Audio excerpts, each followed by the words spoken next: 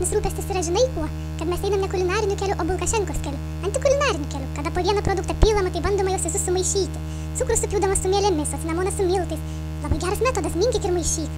Ir man atrodo, tas jau yra pasiekta, tik neprisimenu, ar supyliau pirmą cukrų ar mieles. Jeigu jūs visą tą eigą matytumėt, kaip vyko, pavyzdžiui, sviesto tirpinimas ir kokie buvo daromi veiksmai, aš sudėjau tepų mišinį, bet nuėjus, pavyzdžiui, pas kaimyną, tu esi šantažuojamas naudoti margariną. Todėl, kad taip mes patys kalti, per 3 metus taip ir neišmokom kepti be receptų knygos. Tai čia irgi reikia savikritiškai pripažinti. Receptas padarykit tą, kitas receptas padarykit tą, o mes kaip žiopliai viską darėm. Kiek produktų buvo, kiek buvo, nu kokie, sakykim, baigiantis galioti, bet kaip tu nedėsi, panika virtuvėje iš karto. Sviesto reikia įdėti ir tie patys žmonės, kurie prieš mėnesį kepė bandeles vienaip, staiga kepa kitaip. 180 laipsnių vietoj 240. Visi gyvena baimėje, kad bulkaitės neišeis ir tešla bus išmesta pro langą. Čia yra tipiškas metodas man baimę įvaryti, kad tu nustok moterį kepti tas bulkaites arba nešdinkis lauk iš virtuvės. Nes mano bulkaitis pūstos, storos, viena ranka nenulaikysi. Dar geresnis atvejis. Mano bulkutės yra su cinamonu ir kepa orkaitėje. Bet ačiū Dievui, kad orkaitėje kepa ne vienas. Bulkutės yra eilinės kepančiasias mano orkaitėje.